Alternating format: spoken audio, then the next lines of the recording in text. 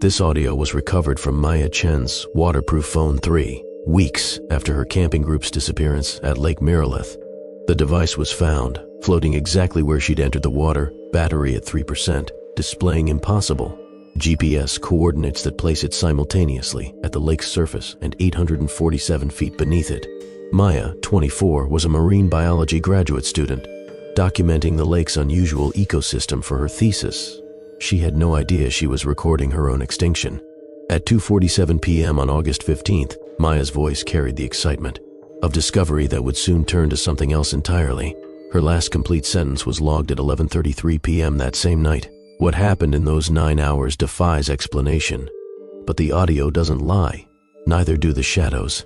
Maya lived in Portland, sharing a cramped studio with her roommate, Jen, while working part-time at the aquarium to fund her research. Her thesis advisor, Dr. Reeves, had mentioned Lake Miraleth's unusual properties: fish populations that shouldn't exist at that altitude, water, temperatures that varied impossibly within mere feet, and local reports of visual disturbances that the scientific community dismissed as atmospheric phenomena. Maya saw an opportunity for groundbreaking research. She had no way of knowing that Lake Miraleth had been choosing its subjects long before she arrived. Testing. Okay, it's working. This is Maya Chen, marine biology graduate student, University of Portland. It's August 15th, 2:47 p.m. I'm at Lake Miraleth with 5 friends. We're calling this a research trip, but honestly, we just needed to get away from the city heat.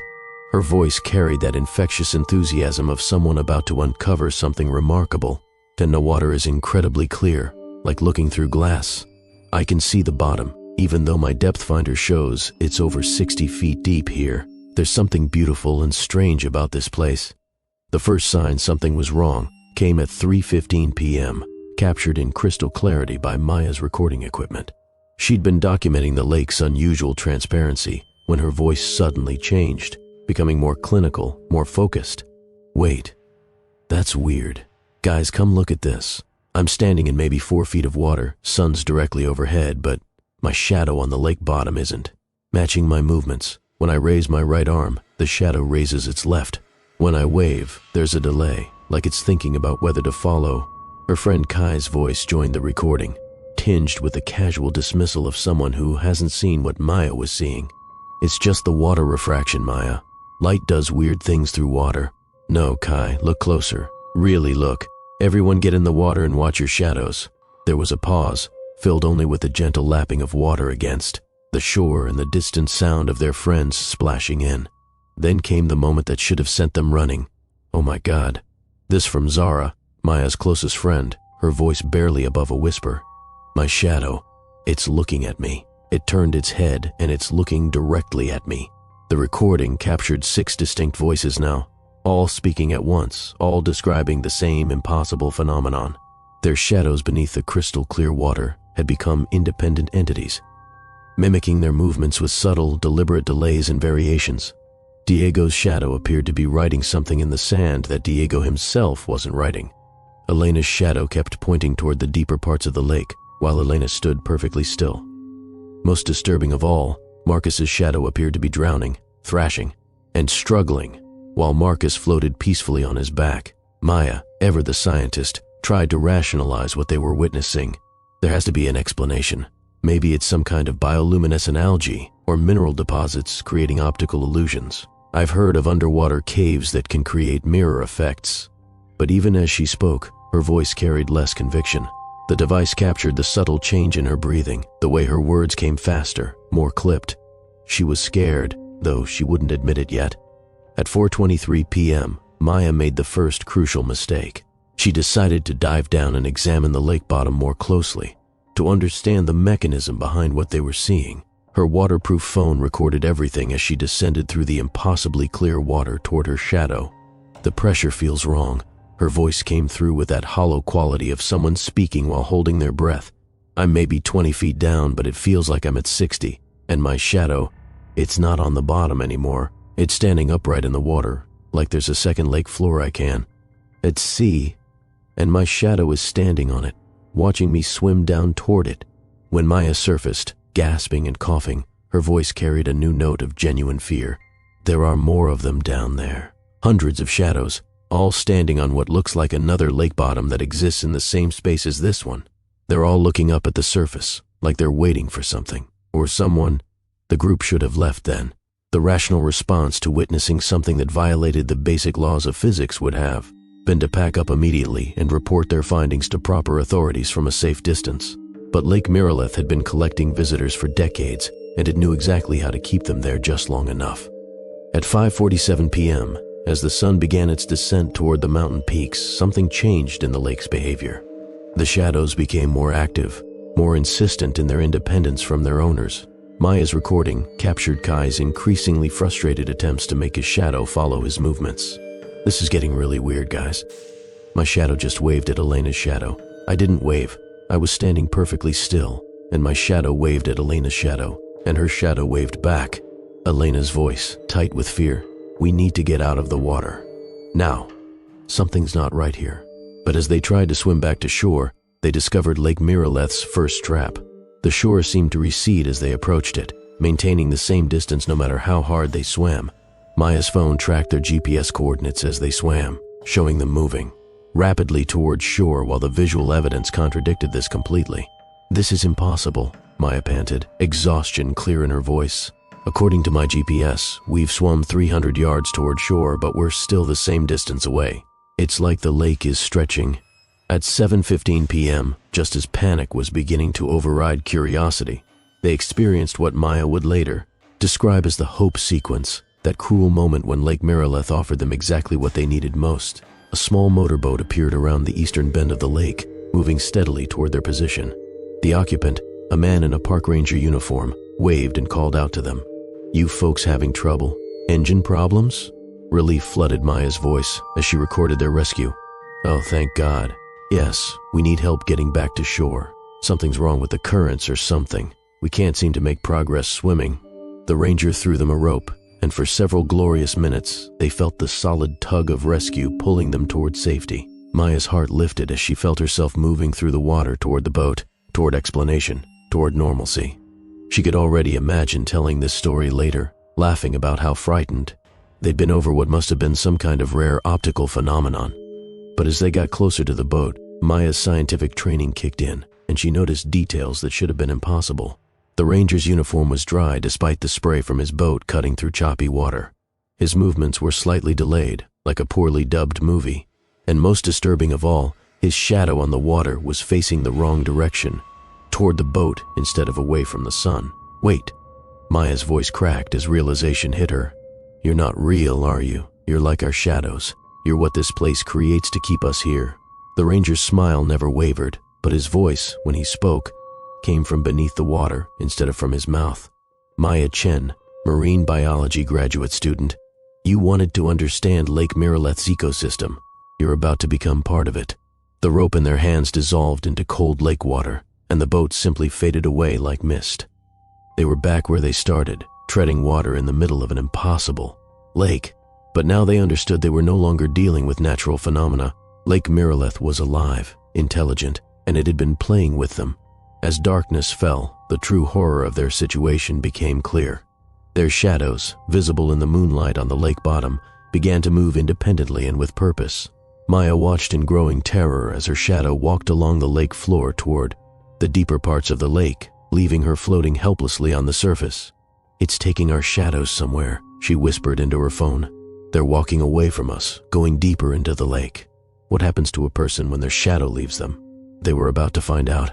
At 9:33 p.m., Diego was the first to experience shadow separation. Maya's phone captured his confused voice as he stared down through the water. "I can't see my shadow anymore. It's gone. Did it just leave me?" Within minutes, Diego began to change. His voice became flat, emotionless. His movements turned mechanical, puppet-like.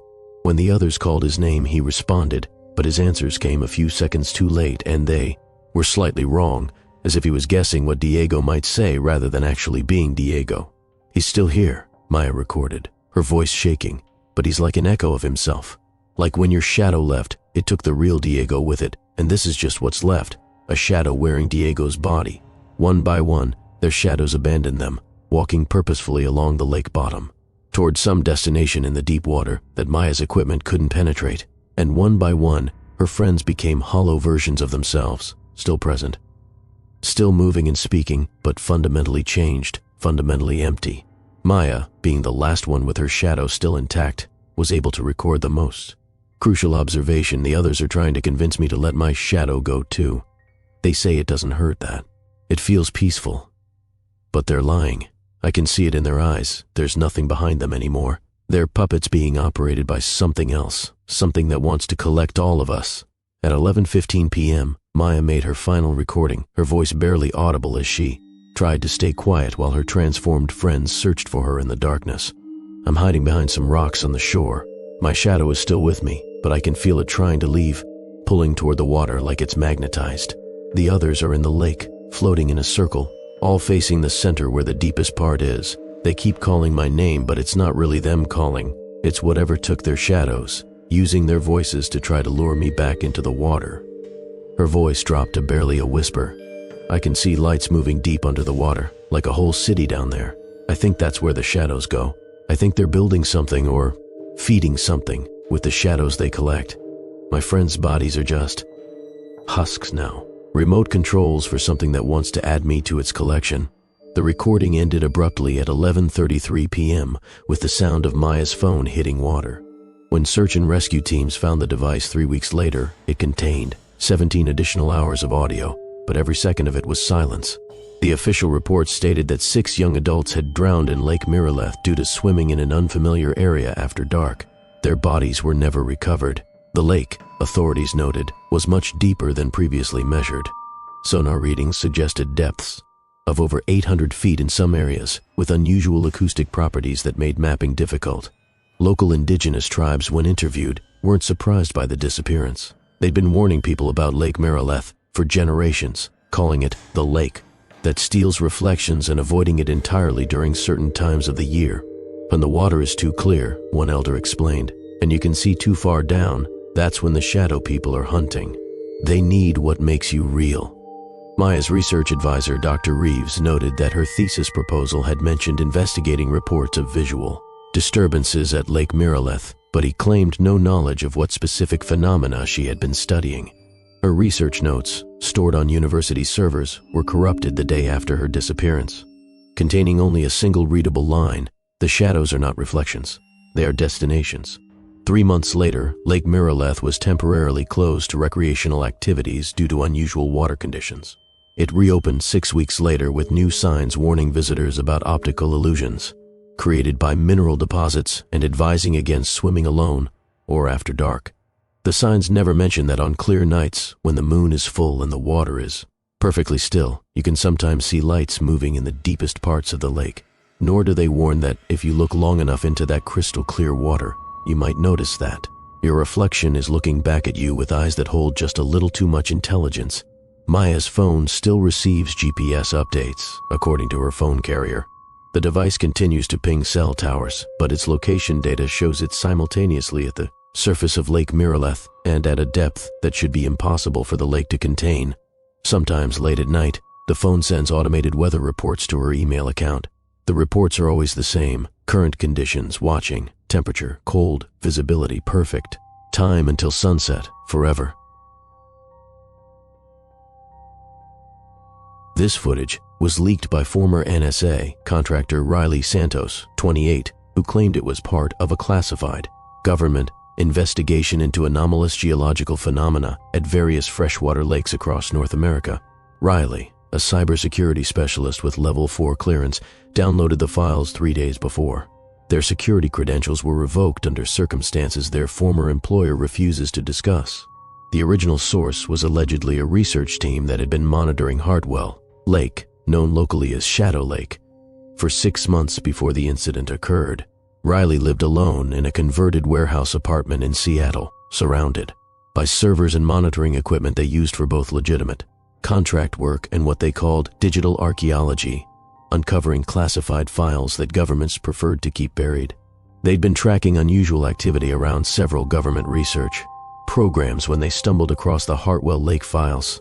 The footage they leaked suggests that Maya Chen's disappearance at Lake Miraleth was not an isolated incident, but part of a much larger phenomenon that authorities have been studying and covering up for decades.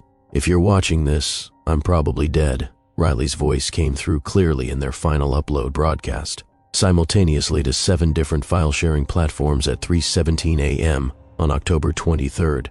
The Hartwell Lake footage proves that the government knows exactly what's happening at these lakes. They've been studying it, documenting it, and letting people die to keep it secret.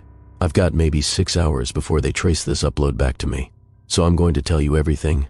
The Hartwell Lake Research Facility was officially designated as a water quality monitoring station, but the leaked documents revealed it was actually a joint operation between the EPA, NSA, and an unnamed Department of Defense division that specialized in what they euphemistically called environmental anomalies. Dr. Patricia Voss, a quantum physicist with expertise in dimensional mechanics, led the research team. Her reports, classified at the highest levels, described Hartwell Lake as a naturally occurring intersection point between parallel dimensional spaces, with the lake's surface acting as a permeable membrane between realities. According to Riley's leaked files, the research team had identified 17 lakes across North America with similar properties, all sharing certain characteristics: unusual water clarity, impossible depth measurements, local legends about shadow people or reflection stealers, and a statistically significant number of unexplained disappearances dating back over a century. The footage Riley leaked was captured on September 8th by the research team's underwater monitoring equipment. Dr. Voss had been documenting what she called shadow entity behavior patterns when the incident occurred. At 2:15 p.m., a family of 4 arrived at Hartwell Lake for an afternoon of swimming and picnicking. The Nakamura family from Denver, on their way home from a Colorado camping trip.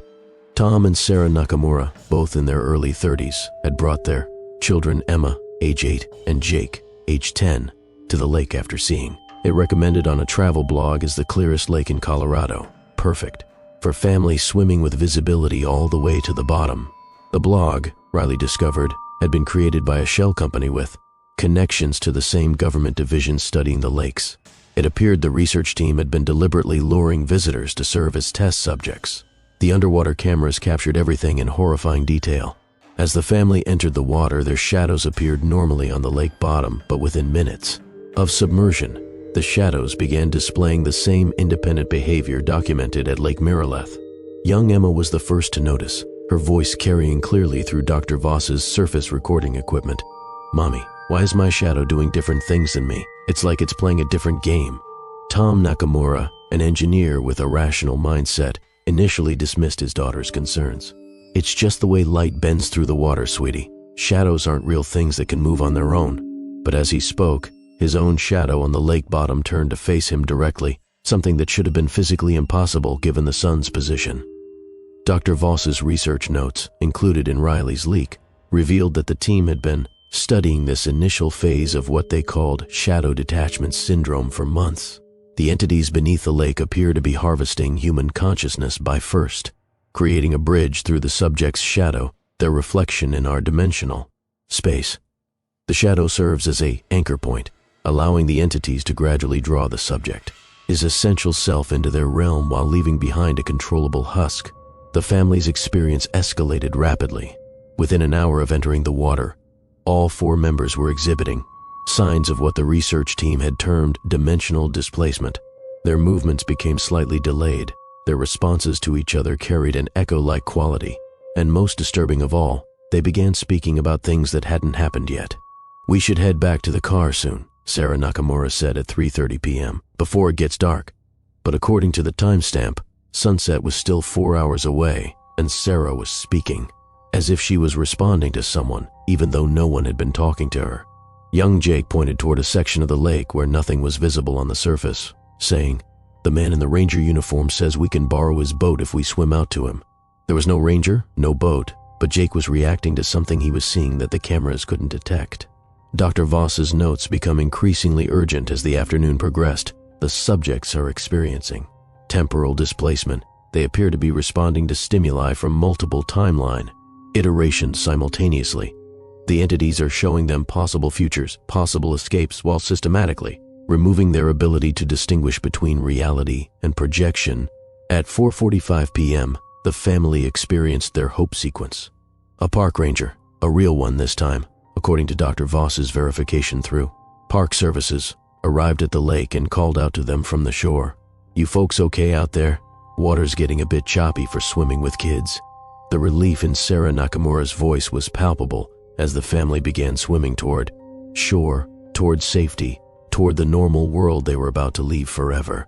For nearly 20 minutes, it seemed like a routine rescue, a family who had simply swum out too far, helped back to safety by a helpful park ranger. But as they reached the shallow water near shore, Dr. Voss's equipment detected massive electromagnetic disturbances emanating from beneath the lake. The underwater cameras showed hundreds of shadow figures rising from the deep water, moving rapidly toward the surface, toward the family. "The ranger's trying to help us," Tom Nakamura said, reaching for the man's outstretched hand. But as Tom's fingers made contact, Dr. Voss's infrared cameras revealed the truth. The ranger cast no shadow. He was already one of them. The moment Tom touched the ranger's hand, his shadow beneath the water snapped free from his body like a released rubber band, shooting downward into the depths at impossible speed. Tom's expression went blank, his movements became mechanical, and when he spoke again, his voice carried a slight delay, as if someone else was operating his vocal cords remotely. "It's okay," Tom told his family, but his voice came from beneath the water instead of from his mouth. "The ranger's going to help us all." One by one, the family members were helped by the ranger, and one by one, their shadows detached and disappeared into the lake's depths. Dr. Voss's equipment registered each shadow separation as a massive energy transfer, with readings suggesting that something equivalent to a human brain's entire electrical activity was being transmitted downward through the water. Within 30 minutes, the Nakamura family walked back to their car, packed their belongings, and drove away. But they were no longer the same family that had arrived. Dr. Voss's long-range tracking equipment followed their vehicle for over 200 miles, and her analysis revealed disturbing patterns. They drove at exactly the speed limit, never used their turn signals, never spoke to each other, and stopped for gas at precise intervals that matched no human behavior pattern. Most disturbing of all, when they stopped at gas stations, other customers reported feeling deeply unsettled by the family, though they couldn't explain why. Security cameras showed the family members moving in perfect synchronization, their heads turning at exactly the same moments, their expressions never changing. "They're not human anymore," Dr. Voss recorded in her final report. "The entities have taken their essential selves and left behind biological puppets. But these puppets aren't just mindless husks. They're being actively controlled, used as scouts or collectors for the entity's larger purpose. The question isn't what happened to the Nakamura family. The question is, how many other families, other individuals are out there, walking among us, controlled by intelligences from another dimensional space?" Riley's investigation revealed that the Nakamura family returned to Denver and resumed their normal lives, but with subtle differences that only became apparent through careful analysis. Tom continued going to his engineering job, but his work performance became robotic, technically perfect but lacking any creativity or intuition. Sarah kept her teaching position, but her students reported that she seemed to be reading from a script and never responded to unexpected questions the way she used to. Most disturbing were the children. Emma and Jake continued attending school, but their classmates began reporting strange dreams after playing with them. Dreams about clear lakes, about shadows that moved independently, about voices calling from beneath dark water. The school's guidance counselor noted a significant increase in reports of nightmares among students who had contact with the Nakamura children. Dr. Voss's research revealed that this was part of the entity's expansion strategy. The controlled humans served as infection vectors, spreading some kind of psychic influence that made other humans more susceptible to the lake's call. People who interacted with the controlled subjects reported feeling drawn to visit clear lakes, to go swimming, to see what's down there. Riley's leaked files included a classified map showing the locations of all 17 identified lakes, along with radius measurements indicating their influence. Zones, areas where people reported unusual dreams about water, increased rates of lake-related accidents, and unexplained disappearances near other bodies of water. The influence zones were expanding. "They're not just collecting individuals," Riley recorded in their final message. "They're building a network. Every person they take becomes a recruiter, spreading their influence outward from the lakes. The government knows this. They've been tracking it for decades, but instead of warning people, they're studying it, trying to figure out how to weaponize it. The leaked documents revealed that the research program was part of a larger military initiative investigating asymmetric consciousness warfare, the possibility of using dimensional entities as weapons against enemy populations. Rather than preventing the entity's expansion, the government was facilitating it, providing them with test subjects in exchange for data about their methods. Riley's security clearance was revoked after they began asking questions about civilian casualties. Their final encrypted message, uploaded minutes before their apartment was raided, contained the coordinates for all 17 lakes and a desperate warning: don't trust any online recommendations for hidden gem lakes with unusual clarity. Don't trust families or individuals who seem just slightly off after lake vacations. And whatever you do, never, ever swim in water so clear you can see the bottom from the surface. That clarity isn't natural. It's a trap. Riley was found dead in their apartment 6 hours after the upload, officially ruled a suicide, despite having no history of mental health issues and having recently signed a lease renewal. Their computer equipment had been completely wiped clean, but the damage was already done. The files had been distributed across dozens of platforms and downloaded thousands of times before authorities could respond. 3 months later, Hartwell Lake was temporarily closed due to bacterial contamination concerns. It reopened 2 weeks later with new ownership under a private corporation that offered guided eco-tours and promoted the lake as perfect for family swimming, crystal clear water with amazing visibility. The tours were booked solid for months in advance. Dr. Voss and her entire research team were reassigned to other projects. Their official report on Hartwell Lake was classified at levels that made Riley's clearance look like a library card. But their unofficial report, hidden in Riley's encrypted files, ended with a terrifying conclusion: we are not dealing with a containable phenomenon. These entities are not bound by our physical laws, our understanding of biology, or our concepts of mortality. They are patient, intelligent, and they are growing stronger. Every human consciousness they harvest adds to their capabilities. They are not invading our world, they are purchasing it, one soul at a time, and we are the ones providing the currency. The final entry in Dr. Voss's research log, dated 3 days before the project's termination, contained a single line that Riley highlighted in their leak: "Today I noticed that my reflection in the lake looked back at me with eyes that weren't my own. I think it's too late for all of us." Riley's leak sparked a brief online conspiracy movement, with amateur investigators visiting the 17 identified lakes and reporting similar experiences. Most of these reports were quickly discredited or removed from social media platforms. The few investigators who provided compelling evidence were either arrested on unrelated charges or simply disappeared. But the influence continues to spread. Travel blogs still recommend these lakes as hidden gems perfect for family outings. Social media influencers post stunning photographs of crystal clear water with perfect visibility. And somewhere in the depths of 17 lakes across North America, collected shadows stand in silent formations, building something that no human mind was designed to understand. If you've ever swum in a lake so clear you could see the bottom from the surface, check your recent photographs carefully. Look at your shadow in the pictures. Does it match your pose exactly? Does it seem to be looking at something just outside the frame? Most importantly, do you remember the swim the same way your photos suggest it happened? Because according to Riley's final decrypted message, recovered from a dead man's switch activated 6 months after their death, the entities don't just take your shadow and leave you as a puppet. Sometimes they take your shadow and leave you with memories of a swim that never ended, a family that never came home, a life that continues in a world that exists only in the space between reflection and reality. If you're reading this, Riley's posthumous message concluded, look around you right now. Are you sure you're in the same dimension you started in? Are you sure your family members are the same ones you went swimming with? Are you sure you came home at all? Because 17 lakes are harvesting human souls, and the government is helping them do it. And the only way to know if you've been replaced is to ask yourself, when did you last see your own shadow do something you weren't expecting? And when you saw it, did you dismiss it as a trick of the light, or did you feel, just for a moment, like something was watching you from beneath the water? The message ended with coordinates for a lake that wasn't on the original list of 17. They're expanding, Riley wrote, and they're learning. The next lake might be the one in your own backyard. Sweet dreams. 6 months after Riley Santos's leak, amateur researcher David Park visited Lake Miraleth with professional diving equipment, hoping to document what lay beneath the impossibly clear water. his GoPro footage, uploaded automatically to cloud storage before.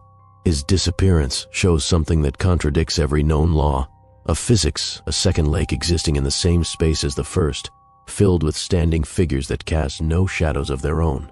The figures stand in perfect formations, thousands of them, all facing upward toward the surface, toward our world. In the center of their formation, something massive moves in the deepest water, too large and too complex for human eyes to process, but clearly artificial, clearly constructed from the collected essence of countless victims. Park's final footage, enhanced by digital analysis experts, reveals text carved into the lake bottom in dozens of languages, all saying the same thing: the water is a door, the shadow is the key. When you're ready to come home, we'll be waiting. The government's response to Park's footage was swift and comprehensive. His video was removed from all platforms within hours, attributed to deepfake technology and viral marketing for an upcoming horror film. Park himself was found 3 weeks later, alive but fundamentally changed, working as a tour guide at a newly opened recreational facility at yet another crystal-clear lake in Montana. When interviewed by local news about his career change, Park's response was delivered with a slight delay, as if he was listening to instructions through an earpiece. The lake chose me to help others discover its beauty. Everyone should experience swimming in water so clear you can see forever. It's like being in another world entirely. His pupils, viewers noted, never dilated, even when bright lights were shined directly into his eyes. And in every photograph taken of him since his return, his shadow points in the wrong direction, toward the water, no matter where the sun is positioned in the sky. The lakes are patient. They've been collecting for generations, building their network one consciousness at a time. And now they're ready for the next phase of their expansion.